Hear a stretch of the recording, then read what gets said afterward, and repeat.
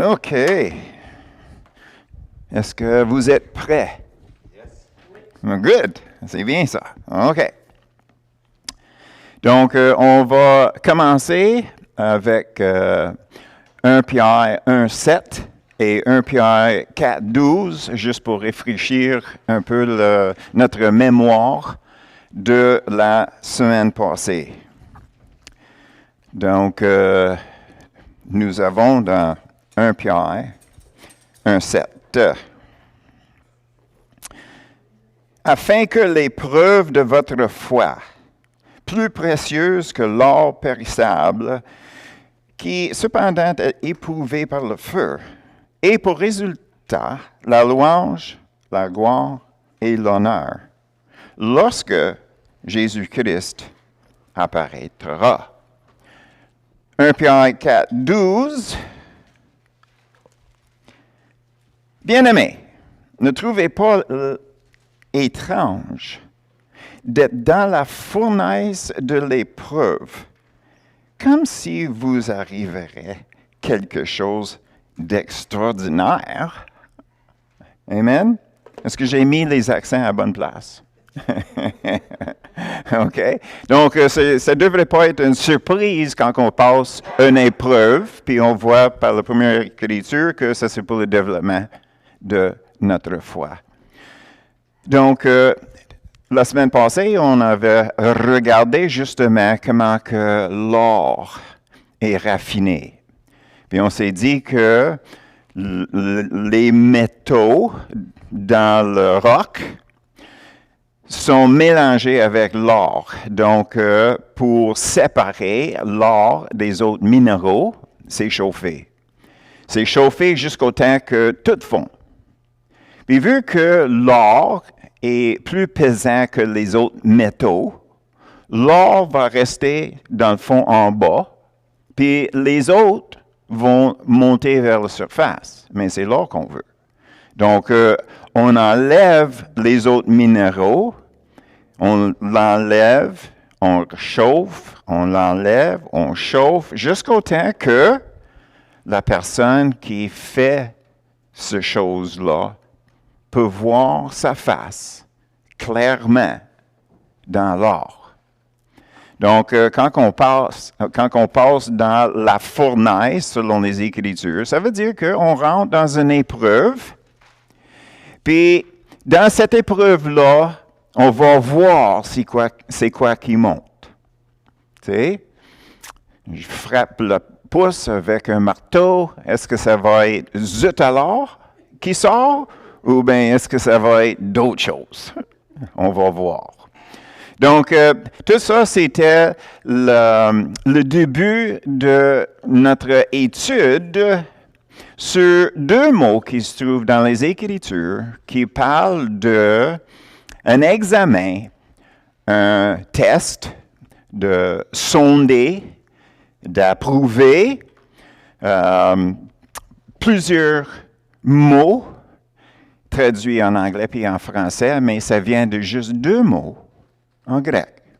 Donc, ces deux mots-là, je les ai écrits ici. C'est mon première épreuve pour le matin. Nous avons dokimazo et perezo. Je ne sais pas si c'est prononcé comme faux, mais il fallait qu'on donne la définition pour chacun avant de regarder dans les Écritures, puis on va voir comment que ces deux mots-là sont traduits dans trois ou quatre, puis des fois plus, dépendamment sur la version que vous avez dans votre Bible. Donc, qu'est-ce que vous avez trouvé? Sur vos tables, c'est justement une liste de toutes les places où ce que ces deux mots-là se trouvent dans les Écritures.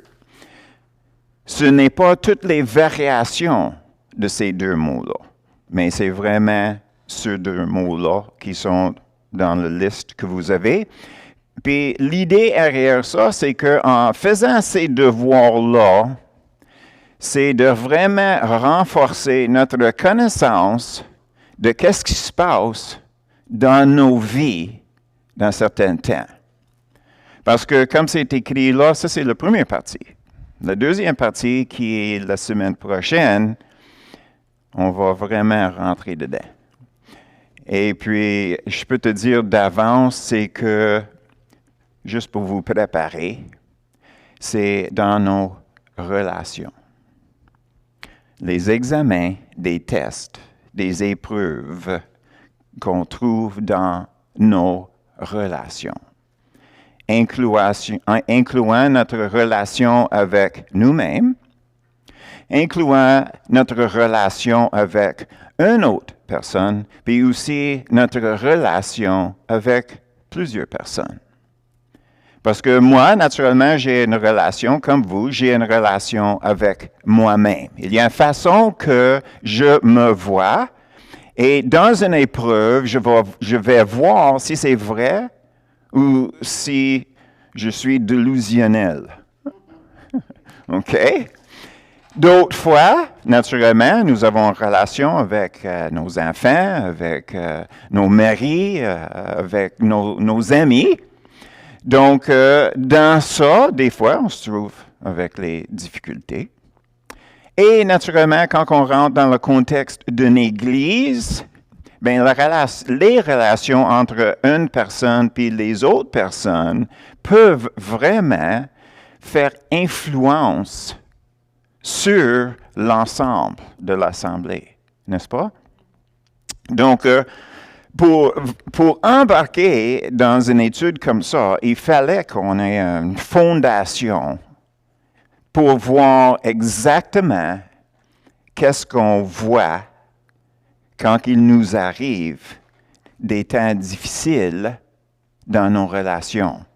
Ou bien, on peut le dire, si on rentre dans une épreuve dans notre mariage, comme exemple, un test, un examen, on va sonder c'est quoi qui est là. Donc, c'est très important que nous avons une vraie compréhension de qu'est-ce que les Écritures nous disent quand que ça dit les mots comme épreuve à comparer avec tentation. Donc, c'est ça qu'on va faire. Ce matin, on va couler la fondation, le footing, si on veut. OK. Le premier mot qu'on va regarder, c'est dokimazo. Je le prononce de même, comme je dis, j'ai aucune idée si c'est bien prononcé, mais c'est écrit là, tu peux le dire comme tu veux. OK? OK. Dokimazo, c'est d'examiner quelque chose pour l'approbation. Examiner pour l'approbation. Comme exemple, quand on se présente pour écrire notre examen de conduite pour avoir notre permis de conduire, on pense qu'on va réussir. On prévoit réussir. On fait l'examen, mais c'est toujours avec l'idée en tête qu'on va passer l'examen. On n'écrit pas l'examen pour voir qu'est-ce qu'on connaît. On l'écrit pour avoir l'approbation du gouvernement pour nous donner un permis pour conduire sur les rues, n'est-ce pas? C'est la même chose avec une formation dans un métier. On apprend pendant une période de temps, puis après ça, on écrit un examen. Puis si on passe l'examen, mais là, on va avoir permission d'avancer dans nos études, 2e, 3e, 4e, 5e année, quoi que ce soit. Comme à l'école, ingénieur, c'est la même chose. Quand Claude a terminé ses études, pour devenir un ingénieur, le dernier examen qu'il a écrit, ce n'était pas pour sonder s'il avait appris de quoi.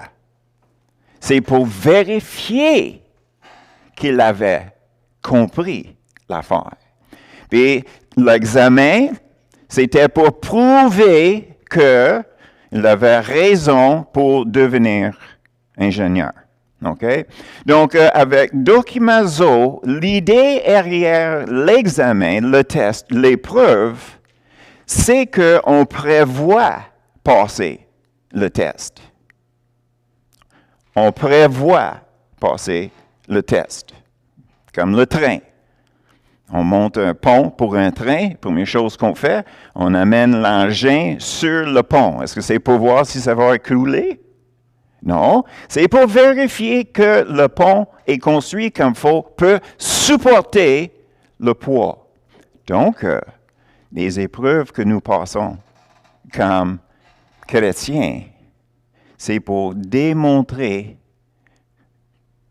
que notre foi est bien établie.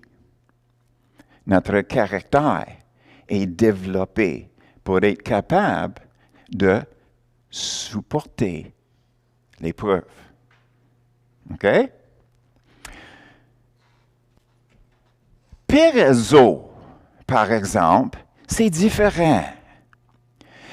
Ça, c'est un test, un examen, un sondage pour voir c'est quoi qui va sortir.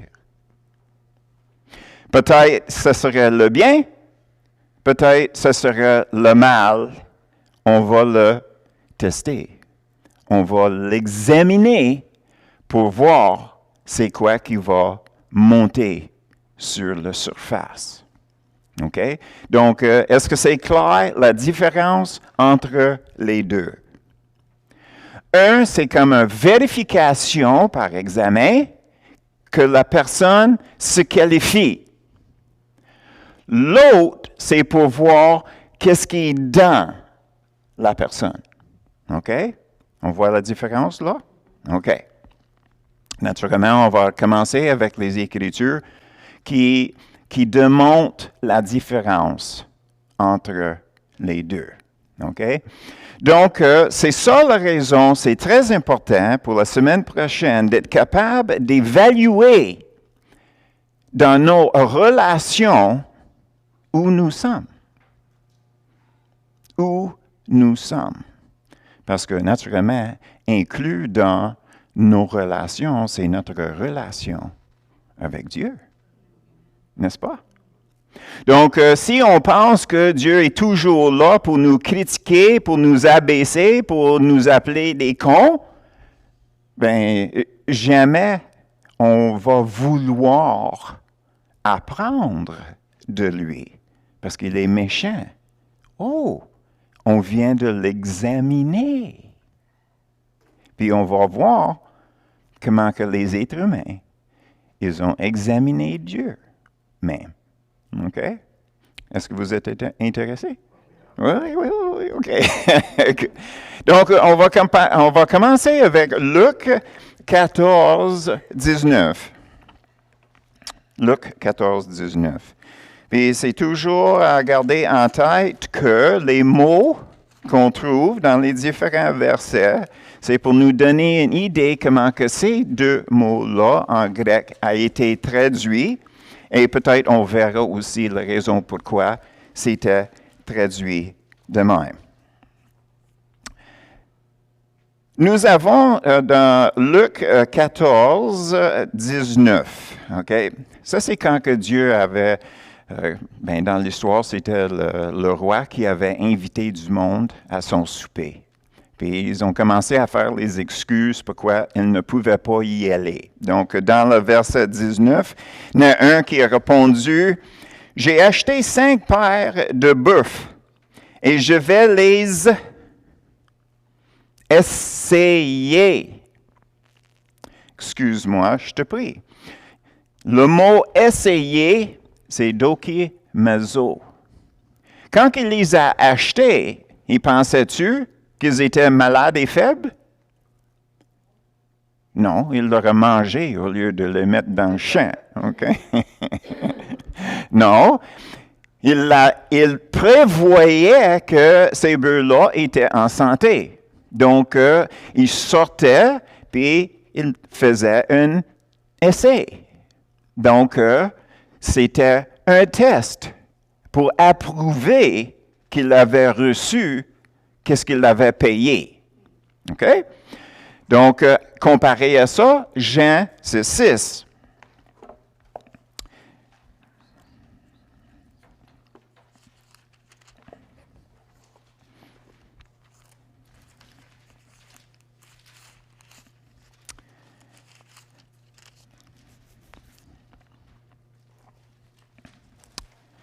Ça, c'est intéressant. OK? Le verset 5, que Sylvie ne mettra pas sur l'écran parce que je ne lui ai pas donné le verset, commence. Jésus, ayant levé les yeux et voyant qu'une grande foule venait à lui, Jésus dit à Philippe, « Où achèterons-nous des pains pour que ces gens aient à manger? » Verset 6. Il disait cela pour l'éprouver, car il savait ce qu'il allait faire. C'est méchant! C'est drôle, mais c'est méchant. OK. Donc, quand que c'est marqué ici, éprouver, OK, quelle sorte d'épreuve est-ce que c'était? Parce que ce mot-là, c'est perezo. Donc, ça, c'est un test pour voir c'est quoi qui va monter sur la surface. Donc, c'était quoi les choix que Philippe, il avait? Ben, il aurait pu faire confiance dans le Seigneur, que le Seigneur savait d'avance qu'est-ce qu'il était pour faire. Ou bien, le Seigneur voulait savoir ou démontrer à Philippe, Philippe, est-ce que tu es naturel ou spirituel? Est-ce que tu vois les choses selon le monde ou avez-vous un discernement spirituel? Qu'est-ce que Philippe a répondu? Ah, j'ai aucune idée. Ça coûterait une fortune, ça coûterait 30 000 piastres. Nourrir ce gang-là, c'est juste pour avoir un petit peu chaque. Il n'a pas passé le test. Si on prévoyait, si on pensait qu'il était spirituel, il n'avait pas passé le test. Mais, de l'autre côté, est-ce que Philippe a découvert quelque chose? Je pense que oui. Ça a pris du temps. C'est Philippe et non Thomas. Okay? Thomas, c'était jusqu'à la fin qu'il avait de la difficulté avec discernement spirituel. Mais Philippe, maison à sa place. OK? Dieu t'arrive, te dit, je veux que tu nourris Waterloo. Wow! Hey! Wow! De quoi tu parles ou comment veux-tu que je le fasse? Hein? C'est quoi qui est en nous? Donc, notre relation avec Dieu, semaine prochaine. Restez. OK. Donc, on voit ici que c'était un examen, puis Jésus était pas méchant. Pour moi, il avait un sens d'humour. Okay? Parce que moi, je ne m'appelle pas Philippe. Mais anyway, on n'y regarde pas là. OK? Donc, là, on va faire une autre comparaison. On va regarder Apocalypse 2. Apocalypse 2.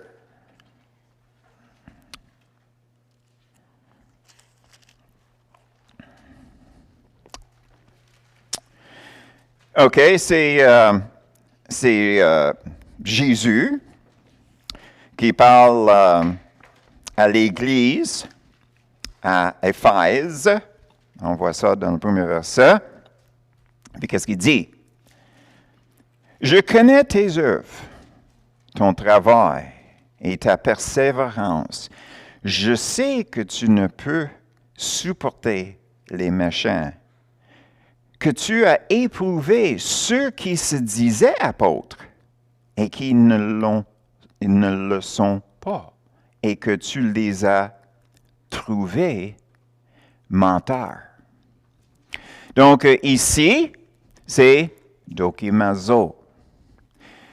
L'épreuve, le test, l'examen, c'était pour accepter, approuver ces gens-là comme apôtres. Les gens arrivent, ils disent, moi je suis un apôtre, puis eux autres, ils disaient, ben ça c'est vrai, ben là on peut t'accorder ce titre-là selon l'examen. Puis sur l'examen, c'était pour vérifier s'il avait vraiment l'appel d'un apôtre. Donc, pour nous, on peut dire, ben, c'était une question de vérification, oui ou non. Mais selon le grec, c'était prévu que ces gens-là étaient vraiment les apôtres. Mais, il avait un examen comme notre examen pour le permis de conduire. Tu sais, on n'a pas besoin d'avoir 100% pour avoir notre permis. Mais il fallait qu'on ait une certaine note. Puis on attend qu'on va avoir notre permis. Mais il fallait qu'on passe par l'examen pareil. Mais là, si on ne réussit pas, bien, c'est supposé d'être une surprise. Donc, ces gens-là, à Éphèse, prévoyaient que ça, c'était des vrais apôtres. Mais quelque chose qui est arrivé que, finalement, ils ont discerné que non, ils ne peuvent pas donner l'approbation sur eux comme apôtres. Comme ça, ce n'est pas une vérification pour voir si c'était vraiment, je veux juste confirmer votre appel. OK? On voit ça? Donc, comparé avec ça, on va regarder 1 Corinthiens 3, 13. À la fin de ce matin, tu vas avoir une connaissance de vos Écritures. Où est-ce que ça trouve vos Écritures? Dans ta Bible, n'est-ce pas? 1 Corinthiens 3, le verset 13. OK. On a touché ça aussi dans le passé. On parle de l'or, de l'argent, des pierres précieuses. Est-ce que ça, c'est des bijoux? Non, ça, c'est les pierres fortes pour bâtir une fondation. Chacun sera manifesté, car le jour le ferait connaître, parce qu'elle se révélera dans le feu, et le feu éprouvera ce qu'est l'œuvre de chacun. OK. On parle du jugement de Christ ici. Tout le monde tous les chrétiens se présentent devant Jésus. N'est-ce pas? Est-ce que c'est pour voir si nous sommes sauvés? Non, nous sommes déjà sauvés. La question, c'est les œuvres que nous avons faites pour Dieu. Là, ces œuvres-là vont recevoir le feu. Puis pour avoir le feu vert, petit joke, il fallait qu'on voit dans Éphésiens, on va regarder Matthieu 25, 23, et tout de suite après Éphésiens 2, 10, mais je peux te dire d'avance, c'est que Matthieu 25, 23, c'est « On entend bien fait, mon bon et fidèle serviteur ». Okay? C'est ça les mots qu'on veut entendre quand on arrive au ciel, n'est-ce pas? Et puis dans Éphésiens 2.10, cette écriture-là, on va regarder parce que c'est important. Après Galates, Éphésiens 2, le verset 10.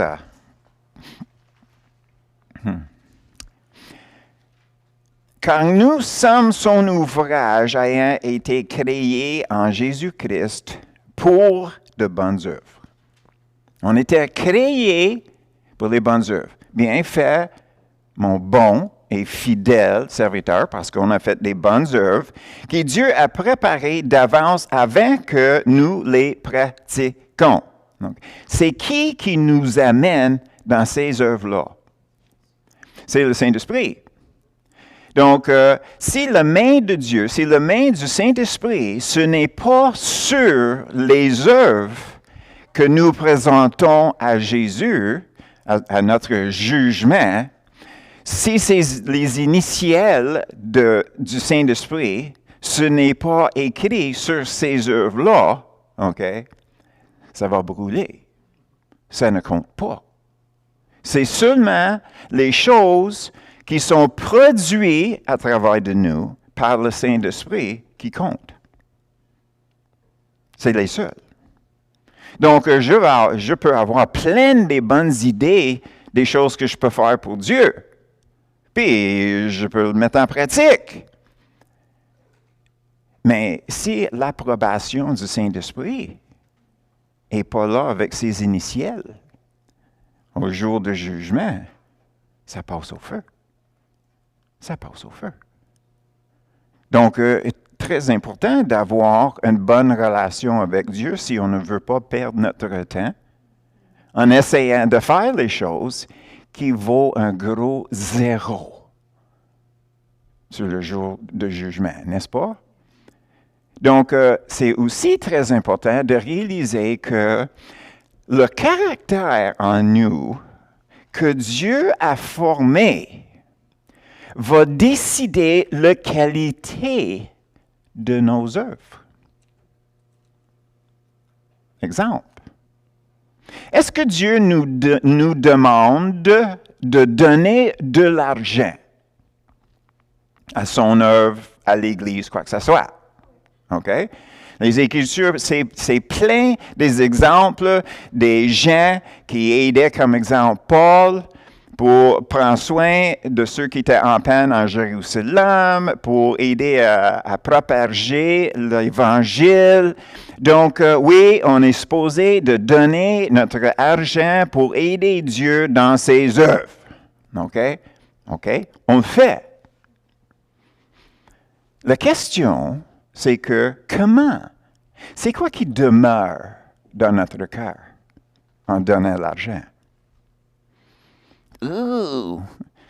Est-ce que c'est comme c'est comme l'épée qui est tournée dans notre ventre quand on doit donner quelque chose à l'Église?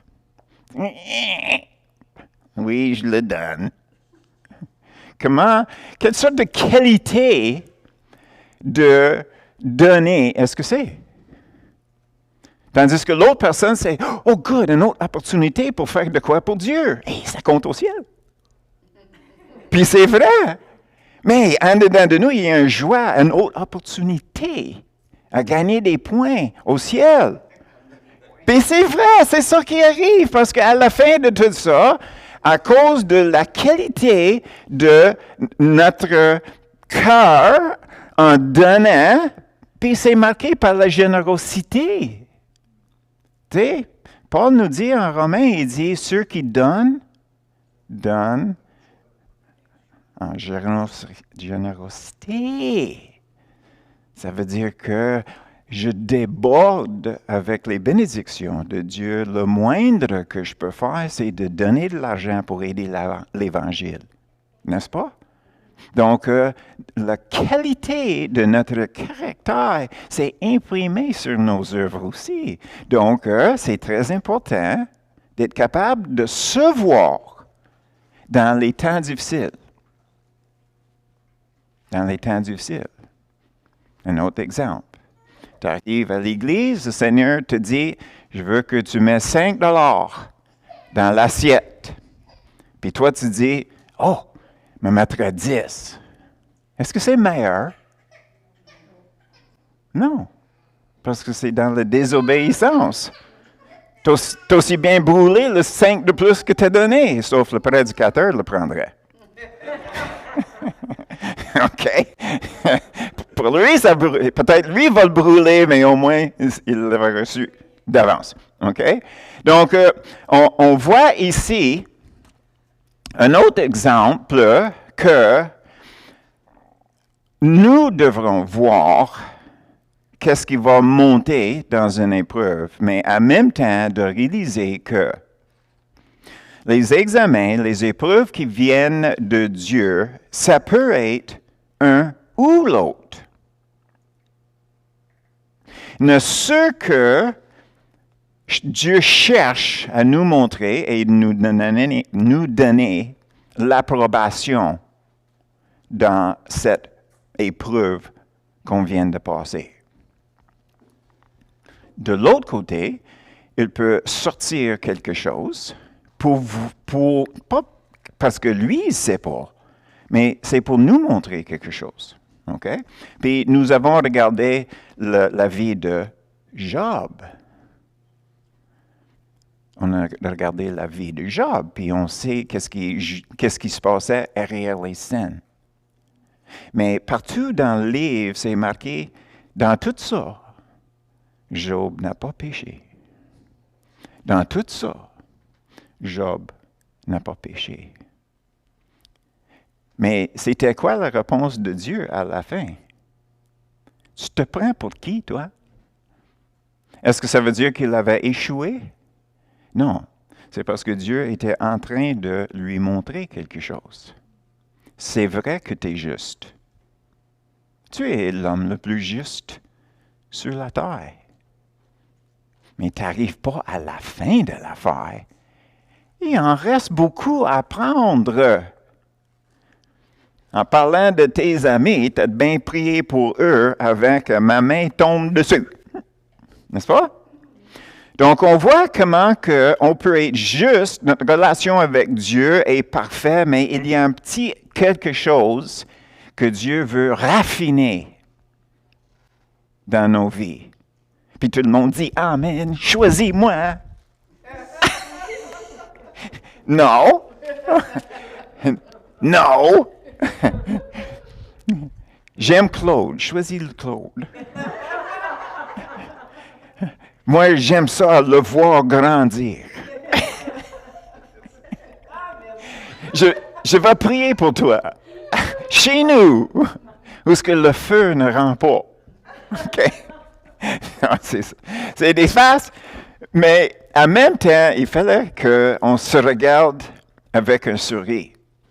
Parce que des fois, on se prend bien trop sérieusement. Puis, tu sais, on ne mérite pas.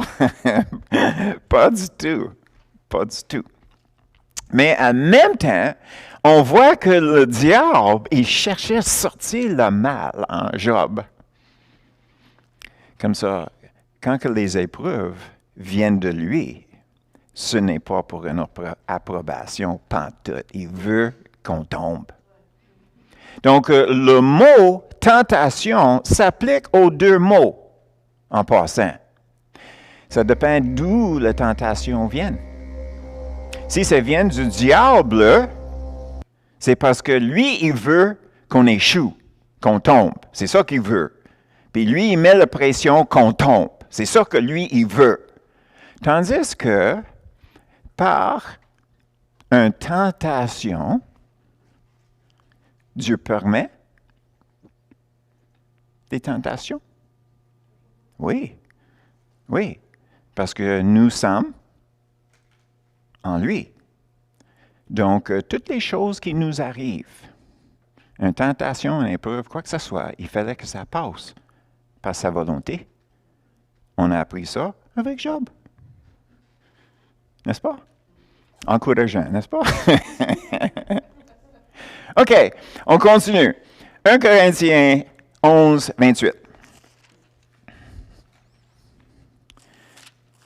1 Corinthiens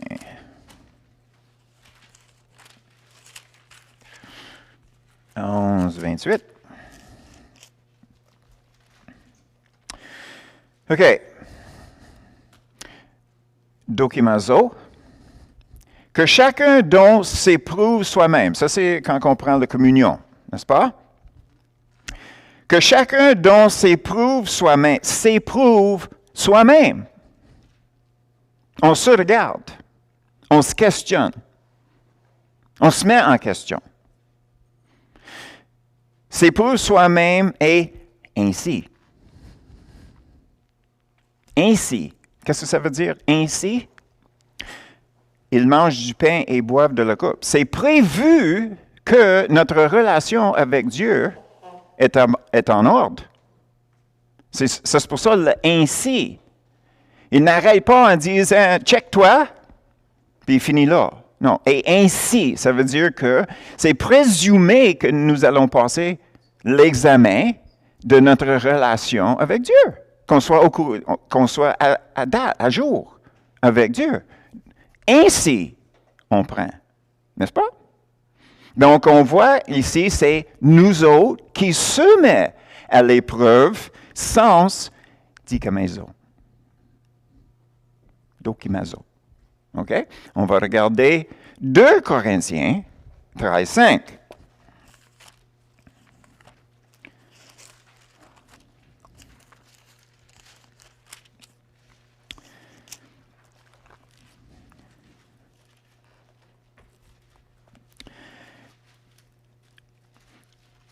Examinez-vous vous-même. Ça, c'est pirazo. Pirazo. Ça, c'est pas dokimazo, c'est pirazo. Donc, examinez-vous vous-même pour savoir si vous êtes dans la foi.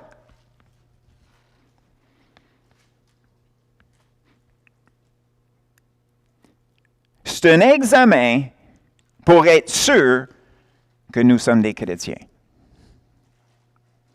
Parce qu'il y a une question ici.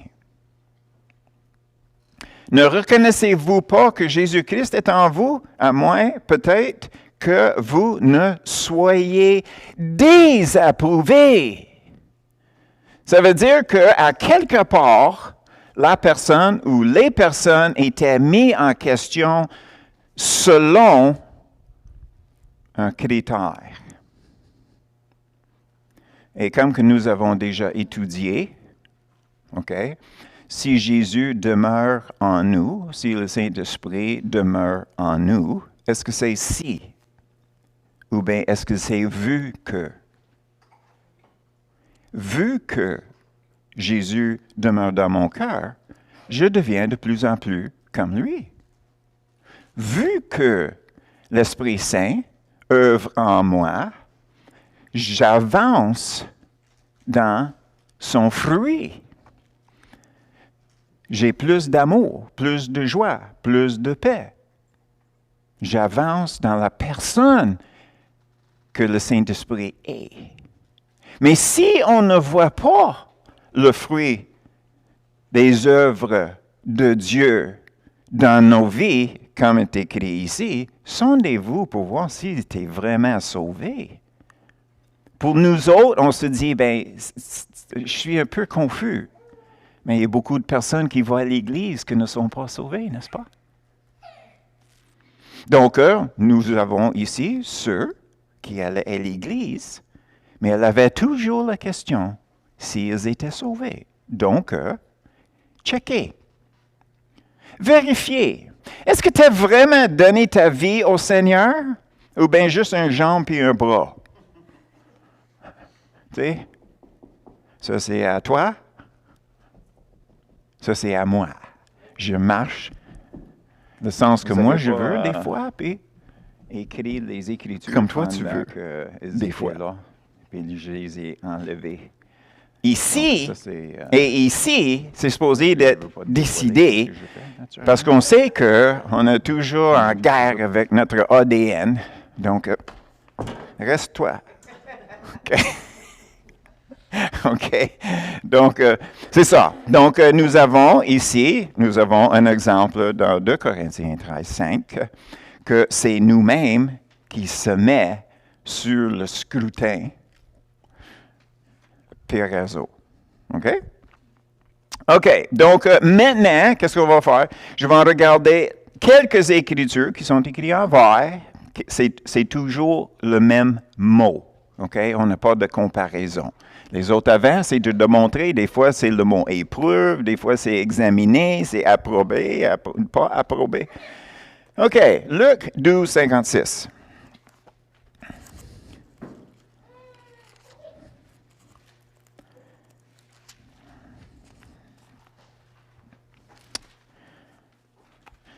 Okay, c'est Jésus qui parle. Hypocrite, Il ne parle pas à nous autres. OK? Hypocrite, vous savez discerner l'aspect de la terre et du ciel. Comment ne discernez-vous pas ce temps?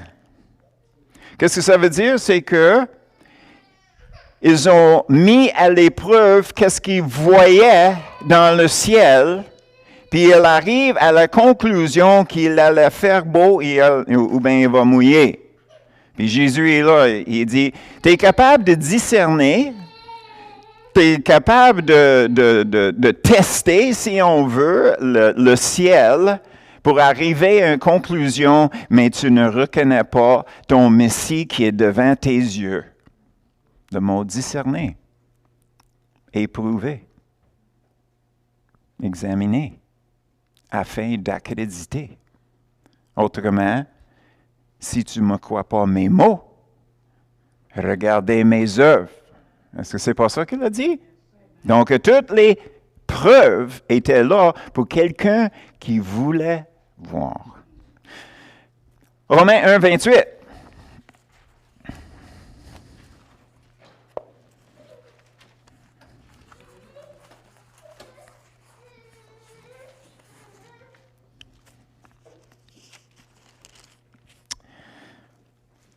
Oh, ça c'est triste. Comme ils ne sont pas souciés de connaître Dieu. Ça, c'est l'humanité. On voit ça dans les versets précédents.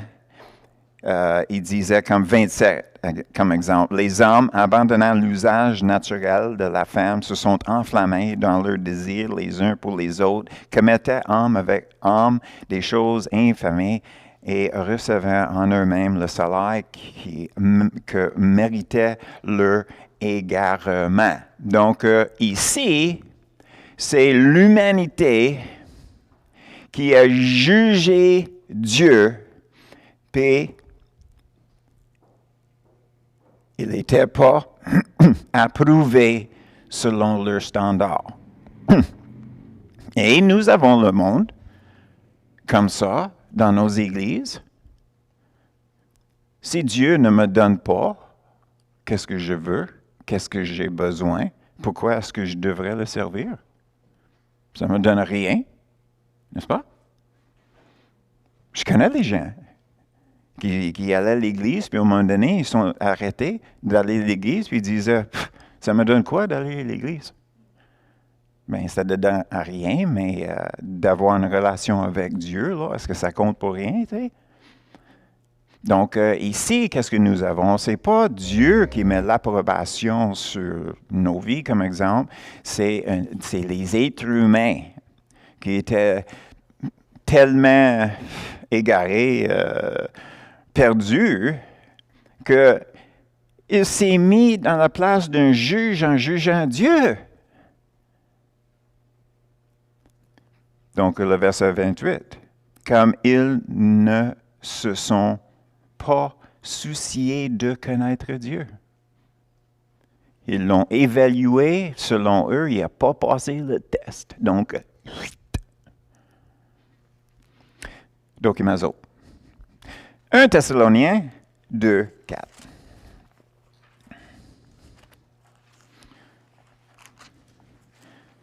On tombe dans les 5 T avant Hébreu. C'est comme ça que je peux le trouver. Il y a 5 livres qui commencent avec T avant Hébreu. Donc, si ça commence avec T, ne va pas plus loin que Hébreu. Il y a 1 et 2 Thessaloniens, 1 et 2 Timothée, puis le 5e, c'est Tite. Donc, c'est juste une petite affaire pour nous aider. Si je peux juste le trouver ici, là. Merci, Pierre-Jean. OK. 1 Thessaloniens, chapitre... Oui. Tu testes ma patience, monsieur. 1 Thessaloniens 2, 4. C'est Paul qui parle de lui-même quand il dit « nous ». Et on va voir dans le contexte. Mais puisque Dieu nous a jugés dignes de nous confier l'Évangile, nous parlons non comme pour plaire à des hommes, mais pour plaire à Dieu qui sonde nos cœurs. Donc ici, nous avons jugé digne de confier. Lui qui a sondé nos cœur. Donc, le sondage a prouvé que Paul qualifiait de parler de l'Évangile. OK? Donc, nous avons ici l'idée avec le mot dokimazo, puis tous les mots qui sont là. L'idée, c'est toujours à la fin l'approbation. Peut-être pas, mais c'est supposé d'être oui. Passé, accrédité, autrement dit. Tandis que Pierre Zo, puis on va regarder ces écritures-là, donc Matthieu 4, 7.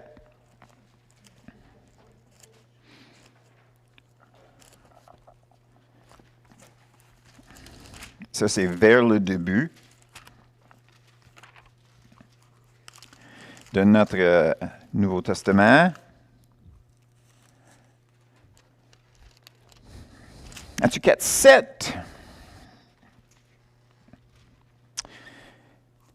Jésus lui dit, OK, il parle à qui? À Satan. Il est aussi écrit, tu ne tenteras point le Seigneur.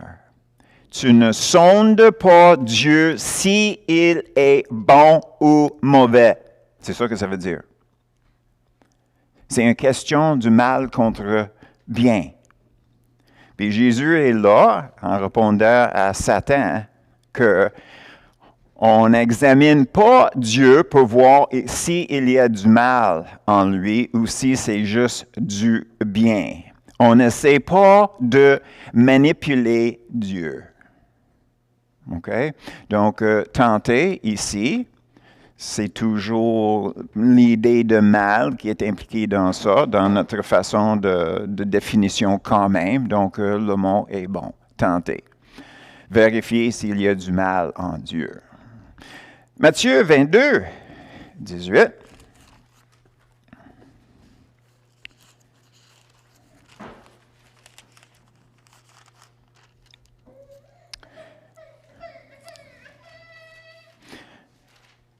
Jésus, connaissant leur méchanceté, répondit. Ça, c'était pas Jésus, OK, en passant.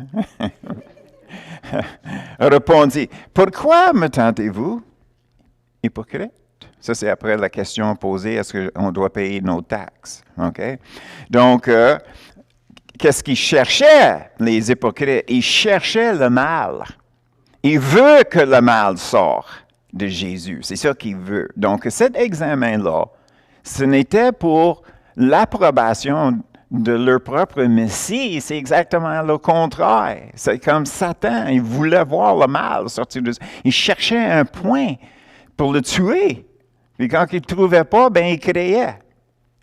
Ben non, il ne l'a pas créé dans le sens qu'il avait demandé si Jésus est Dieu. Jésus a dit oui, puis il dit, « Ah, on te tue pour ça, là. » OK. Je comprends pas, mais anyway. Actes 24, 6.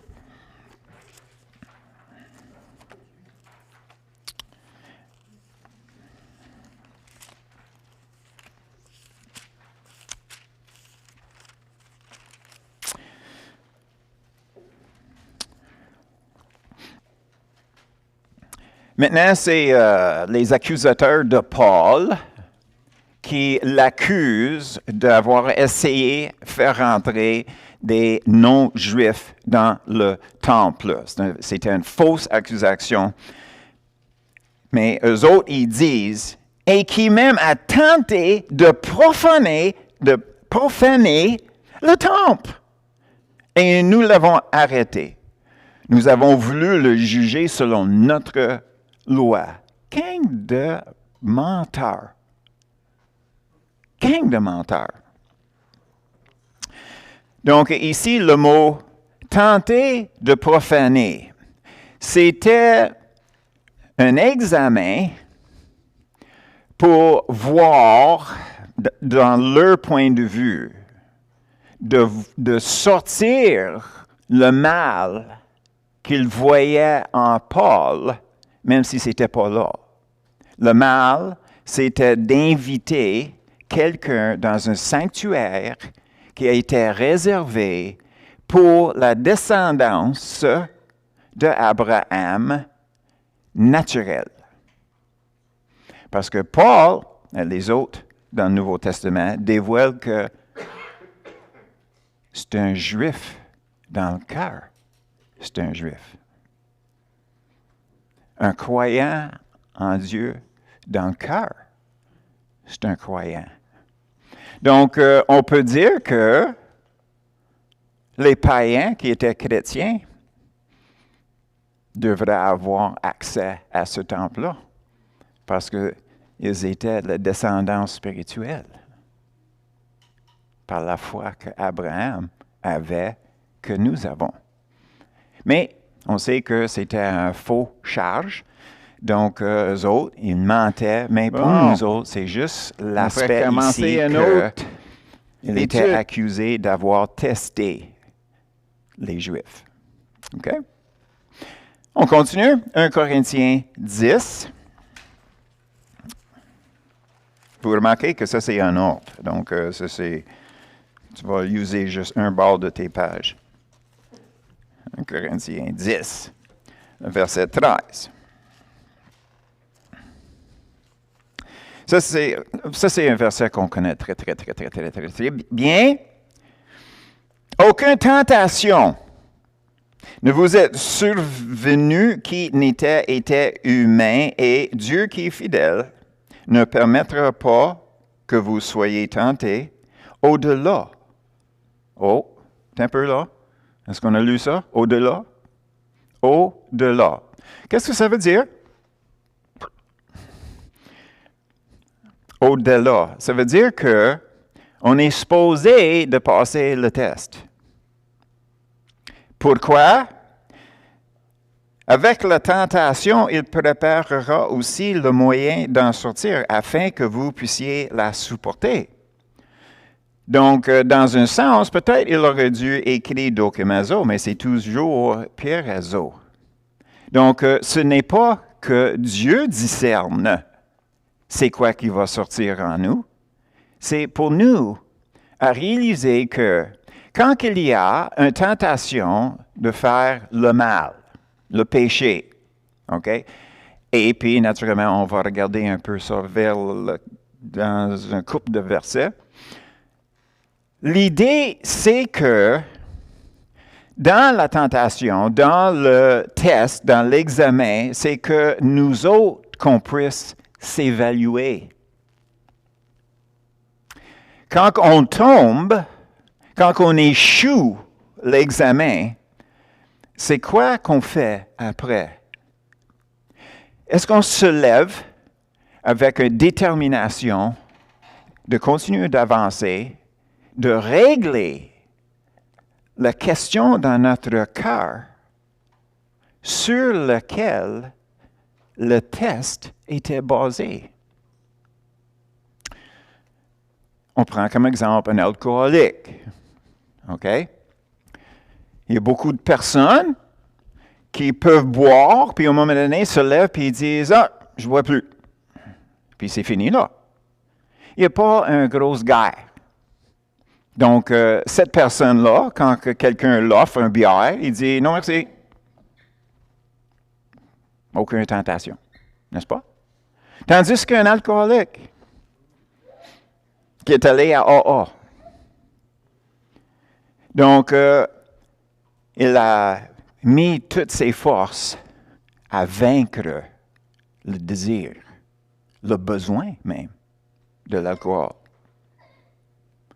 Donc, il arrive à noces. Puis devant tout le monde, c'est le petit verre de champagne. Oh, tableau, qu'est-ce que je vais faire? Hein? Qu'est-ce que je vais faire? Donc, ça, c'est la tentation parce que il y a une faiblesse en lui. Pour nous autres, peut-être c'est quelque chose dans notre cœur. Donc, qu'est-ce qui arrive, c'est que, à cause de l'œuvre du Saint-Esprit, qui développe en nous notre maîtrise de soi.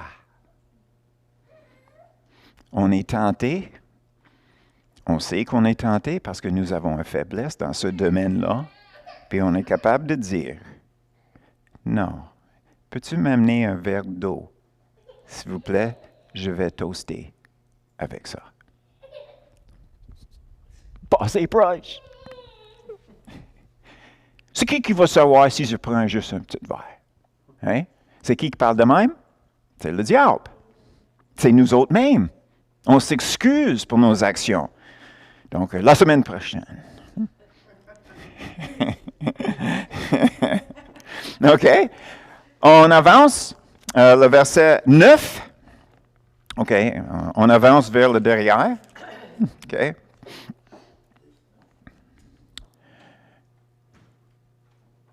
Ne tentons point le Seigneur comme le tentèrent quelques-unes d'entre eux qui périt par les serpents. OK, ça c'est, on retourne dans l'Ancien Testament, où ce que Dieu n'était pas content, entre guillemets, avec quelques personnes dans la tribu d'Israël.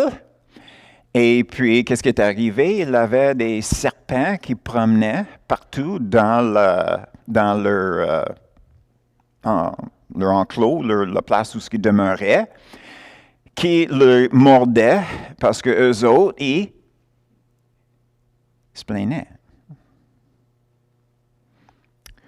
Donc, quand que Dieu il tentait plus de l'écouter, il dit, on va régler ça. Les serpents promenaient, ils mordaient, puis les gens ils pensaient qu'ils étaient en feu. Qu'est-ce qui est arrivé? Ben, Dieu a dit, ben, on va régler ça. Moïse, vous allez créer un serpent, tu mets ça sur le poteau, tu vas monter ça, tu vas lever ça entre le peuple. Puis à chaque fois que quelqu'un est mordu par le serpent, il a juste à regarder le serpent sur le pot, il sera guéri. OK? Donc, pour ceux qui se plaignent, je vais leur donner un petit serpent qui peut accrocher après leur cou, qui à chaque fois que le mauvais commence à sortir de leur bouche, il peut le regarder et guérir. Non, c'est des blagues. Mais c'est quand même réaliser que de se plaindre, c'est comme de dire que Dieu a du mauvais en lui, parce qu'il ne me plaît pas. Oh, j'ai pas réalisé que j'étais le centre de l'univers. Juste ici. OK? Donc, la raison pourquoi on se plaint. OK. On va passer à, maintenant, c'est Hébreux 11, 17. C'est après les 5 T, n'est-ce pas? Oui. Puis avant les apôtres, Jacques, Pierre et Jean. Hébreux 11, le verset 17.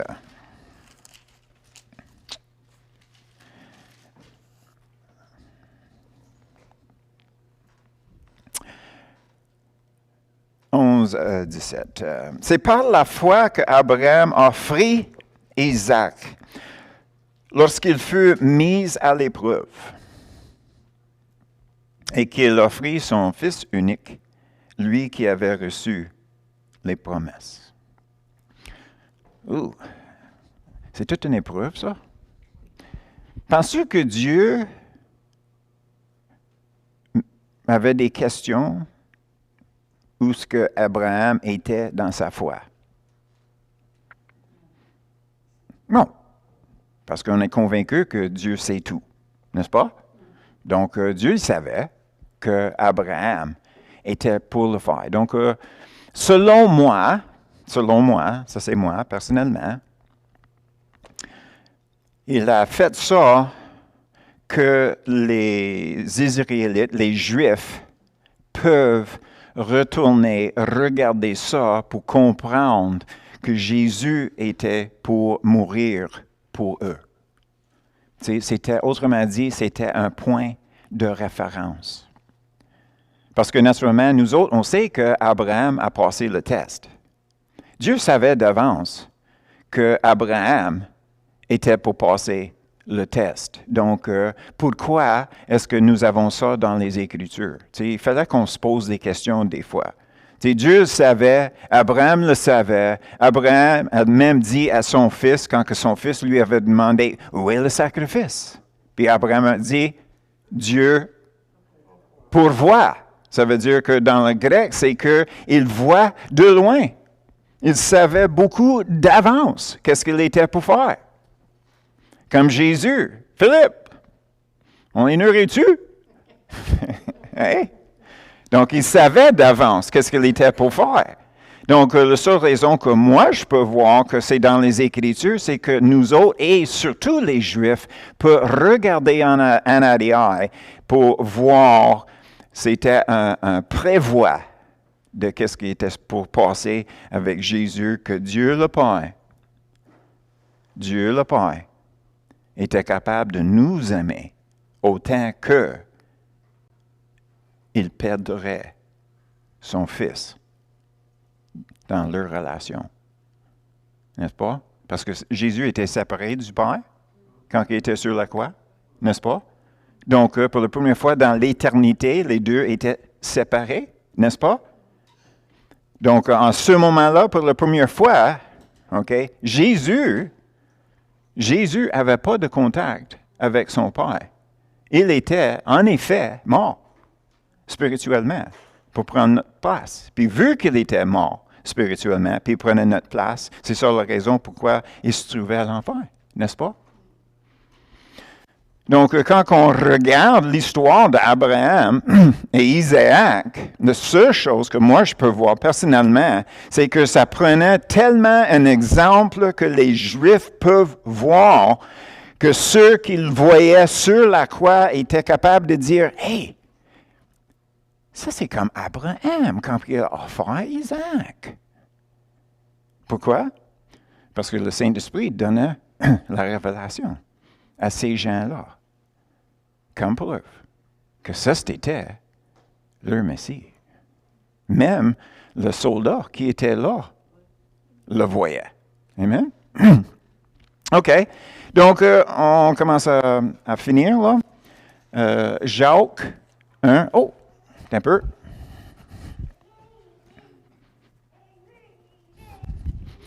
Jack. Pas Jess. Jack. Jacques 1.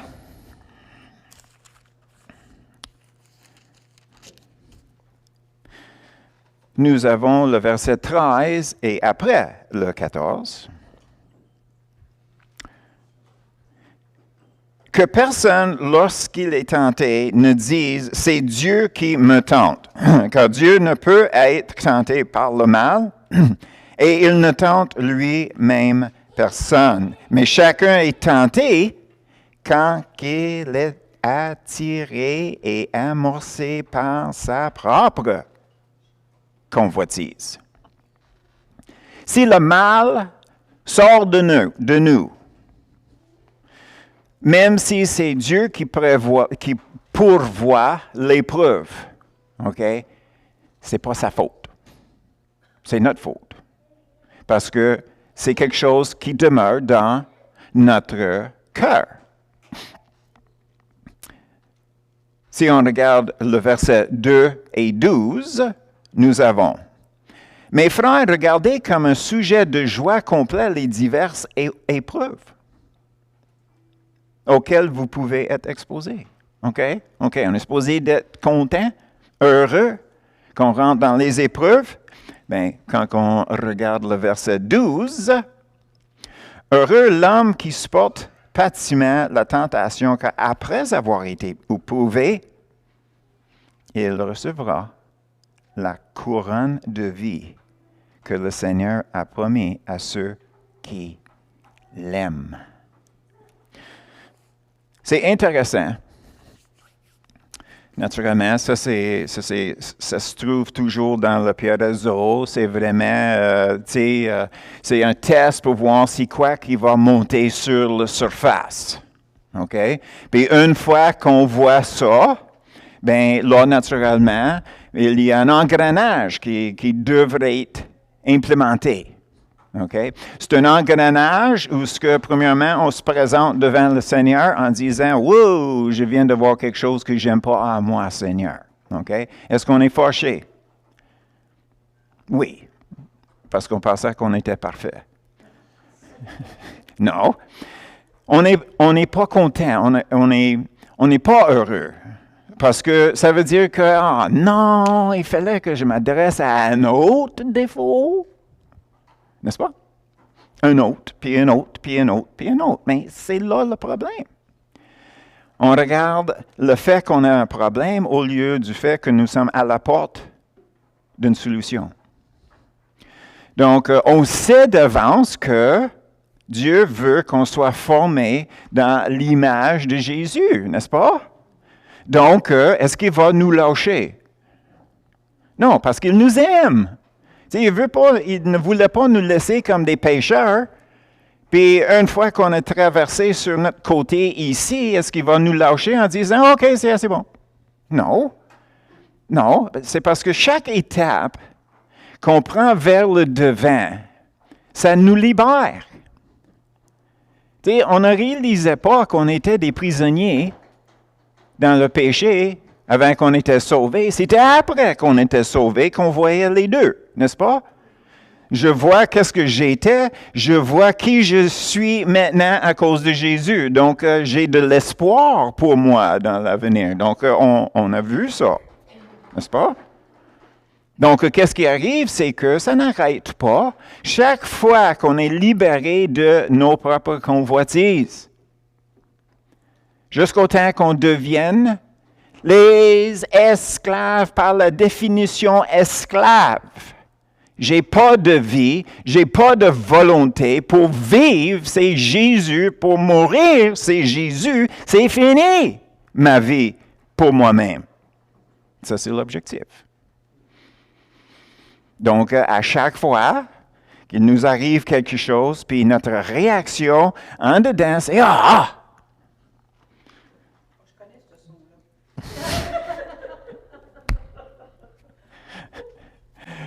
À chaque fois, il fallait qu'on travaille sur notre perspective de notre vie dans le Seigneur, dans notre vue sur nous autres-mêmes. Ça n'arrête pas. Ça n'arrête pas jusqu'à la dernière journée. Donc, 1 Pierre, 1,7, comme qu'on avait commencé, il fallait que Dieu nous mette dans la fournaise jusqu'au point que quand que lui, il regarde sur la surface de notre vie, il voit la figure de Jésus. Amen? C'est ça la raison. Ça, c'est la fondation. Vous voyez comment c'est important parce que la plupart des épreuves qui viennent chez nous viennent des autres. Des autres êtres humains. Mes épreuves, c'est la façon que le monde conduit sur les rues à Granby. Je suis à l'épreuve tous les jours, n'est-ce pas, Claude? C'est horrible. Mais qu'est-ce que je vais faire? Je vais passer tout mon temps en les critiquant, en criant les bêtises qu'ils n'entendent pas, en passant mon temps avec les Rolaids, parce que j'ai des brûlements d'estomac, parce que je suis tellement, agressé par ça. Mais c'est eux autres, c'est leur faute, mes épreuves.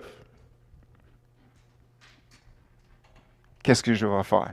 Donc, on voit, ça c'est juste un exemple, comment que quelqu'un peut être une épreuve pour nous qu'il ne sait même pas. Mais ça vient d'un autre. Non, ça vient de moi. Ça vient de l'autre, mais ça vient de moi. Donc, c'est sûr, c'est absolument sûr et certain que la chose la plus importante dans les yeux de Dieu, c'est premièrement notre relation avec lui. Donc, c'est pour ça qu'on s'évalue avant de prendre le pain et le vin. Okay? Notre relation avec lui. On voit comment que les relations avec nos maris, nos enfants, nos frères et sœurs. Mais si on réalise que la plupart de nos épreuves viennent des autres, ça vient nous chercher. Puis c'est ça l'expression. C'est me venu chercher. Si ça ne restait pas chez nous, il ne le chercherait pas. OK? Mais ça reste là. Donc, c'est venu me chercher. N'est-ce pas? Donc, la semaine prochaine, si tu pensais que j'étais dur avec vous autres avant, c'est à rien à comparer à la semaine prochaine. Non, c'est pas vrai. La chose, c'est qu'on veut voir les vraies choses pour atteindre le niveau de liberté que le Seigneur a pour nous. Puis cette liberté, c'est une liberté où il n'y a aucune crainte, aucune peur dans nos vies. D'avoir une liberté, d'être capable de sauter et crier comme Ézéchiel quand on chante des chants de louange, pour être capable de parler de n'importe qui, n'importe quand de Jésus, parce qu'on le connaît tellement bien, et puis on est tellement comme débordé avec notre amour pour lui, d'être capable de faire ça, d'être capable de dire oui à n'importe quelle chose que le Seigneur nous demande à faire, parce que notre appréciation pour lui, c'est tellement, ça déborde tellement que c'est impossible de dire non. T'sais, ça, c'est la liberté que Jésus avait.